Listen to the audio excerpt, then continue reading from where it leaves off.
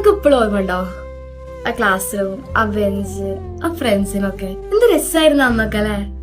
ഭയങ്കര ചിരിയും ബഹളം. ടീച്ചർ നോക്കുമ്പോ ഒന്നും അറിയാത്ത പോലെ. ടീച്ചർ സൈലൻസ് പറയുമ്പോഴത്തേനും നമ്മൾ ഇവിടുന്ന് ചിരിക്കാൻ തുടങ്ങും.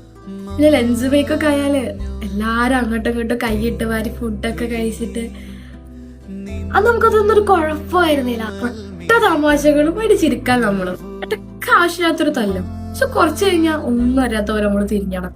Those weren't just moments, those were our life. നമ്മൾ അന്ന് റിയലൈസ് ചെയ്തില്ല ഇത് നമുക്ക് എത്രയും ഓർക്കാനുണ്ടാവാന്ന്.